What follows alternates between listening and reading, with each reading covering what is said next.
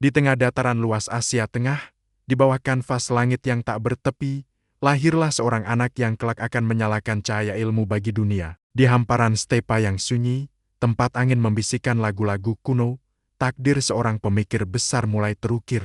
Di sini, di pertemuan antara peradaban nomaden timur dan dunia Islam yang sedang mekar, sebuah legenda dimulai. Namanya Abu Nasr Muhammad Al-Farabi. Ia lahir di kota kecil bernama Farab, yang kini dikenal sebagai Otrar di Kazakhstan, sekitar abad ke-9 Masehi. Kota ini bukanlah metropolitan megah, melainkan sebuah persinggahan penting di jalur sutra, tempat para pedagang, prajurit, dan cendekiawan dari berbagai penjuru dunia saling bertukar barang dan gagasan. Di lingkungan inilah, mata kecil Al-Farabi pertama kali terbuka pada keragaman dunia, pada kekayaan bahasa, dan pada misteri pengetahuan yang dibawa oleh para musafir.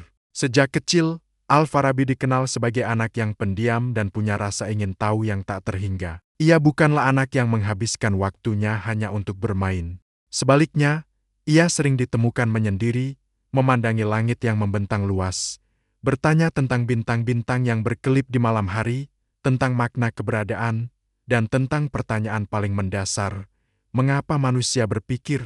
Baginya, alam semesta bukanlah sekadar pemandangan, melainkan sebuah kitab raksasa yang menunggu untuk dibaca dan dipahami. Angin yang berembus lembut di padang rumput seolah membawa pesan dari kejauhan, memanggil jiwanya untuk melakukan sebuah perjalanan intelektual. Ayahnya, seorang komandan militer yang dihormati, melihat potensi luar biasa dalam diri putranya. Meski sang ayah adalah seorang prajurit yang hidup di dunia pedang dan pertempuran, ia memahami bahwa ada kekuatan yang lebih besar dari sekadar kekuatan fisik. Suatu hari, sambil menyerahkan sebuah buku kepada Al-Farabi kecil, ia berkata dengan lembut, "Ilmu adalah pedang yang tak pernah tumpul." Kalimat sederhana itu tertanam begitu kuat di hati kecil Al-Farabi, menjadi prinsip yang akan membimbing seluruh hidupnya. Ia sadar bahwa pengetahuan bukanlah sekadar ornamen, melainkan senjata paling ampuh untuk menaklukkan kebodohan dan kegelapan. Perjalanan pendidikannya dimulai di madrasah-madrasah sederhana di Farab. Di bawah bimbingan guru-guru tua yang bijaksana, ia mulai mempelajari dasar-dasar ilmu pengetahuan. Ia belajar membaca dan menghafal Al-Quran, yang tidak hanya memberinya fondasi spiritual, tetapi juga keindahan bahasa Arab yang puitis dan mendalam. Ia juga mempelajari bahasa Persia, bahasa sastra dan kebudayaan yang dominan di wilayah itu. Namun, yang paling menarik perhatiannya adalah logika dan musik. Bagi Al-Farabi, logika bukan sekadar aturan berpikir yang kaku, melainkan alat untuk membedah argumen, menemukan kebenaran, dan membangun fondasi pengetahuan yang kokoh. Sementara itu, musik bukanlah sekadar hiburan, melainkan ekspresi matematika dari harmoni alam semesta. Ia melihat hubungan antara nada-nada yang selaras dengan keteraturan planet-planet di angkasa. Minatnya bukanlah pada hafalan semata, melainkan pada pertanyaan yang lebih dalam, mengapa segala sesuatu bekerja sebagaimana mestinya. Ia ingin memahami prinsip-prinsip universal yang mengatur realitas, dari getaran senar laut hingga pergerakan bintang di langit. Suatu sore, saat ia menatap bayangan dirinya di permukaan air yang tenang, sebuah kesadaran mendalam muncul. Pantulan itu seolah menjadi cermin bagi jiwanya yang sedang mencari jati diri. Ia menyadari di usia yang masih sangat muda, bahwa pengetahuan sejati bukanlah tentang mengumpulkan informasi atau menghafal teks-teks kuno. Pengetahuan adalah sebuah proses, sebuah jembatan yang menghubungkan pikiran manusia dengan kebijaksanaan ilahi. Hafalan hanyalah titik awal, pemahaman adalah tujuannya. Kebijaksanaan adalah buah dari perenungan yang tak pernah berhenti. Seiring berjalannya waktu, Farab terasa semakin sempit bagi cakrawala pemikirannya yang terus meluas. Ia tahu bahwa untuk memuaskan dahaga ilmunya, ia harus pergi ke pusat peradaban intelektual pada masa itu.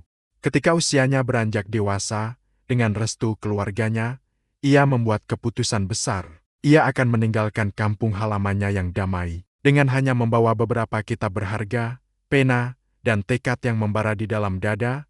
Ia memulai sebuah perjalanan panjang yang akan mengubah sejarah pemikiran dunia. Tujuannya hanya satu, Baghdad, kota 1001 malam, ibu kota kekhalifahan Abbasiyah, mercusuar ilmu pengetahuan yang menyinari dunia. Di sana, di Baitul Hikmah atau rumah kebijaksanaan, para cendekiawan dari berbagai agama dan bangsa berkumpul untuk menerjemahkan, mengkaji, dan mengembangkan warisan pengetahuan dari Yunani, Persia, dan India. Bagi Al-Farabi, Baghdad adalah janji, sebuah gerbang menuju lautan ilmu yang tak bertepi.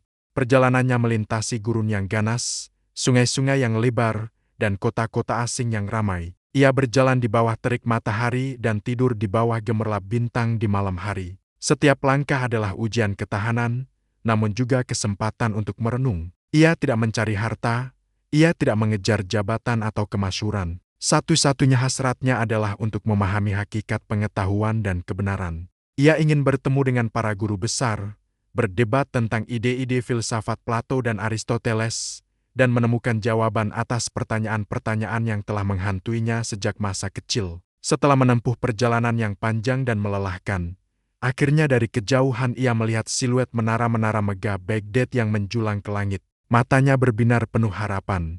Inilah kota impiannya, tempat di mana pencariannya akan mencapai tingkatan baru. Ia tahu, perjalanannya yang sesungguhnya baru saja akan dimulai. Dan dunia pun akan segera mengenal namanya, bukan lagi sebagai anak pendiam dari Farab, melainkan sebagai sang filsuf dari timur, sang guru kedua setelah Aristoteles.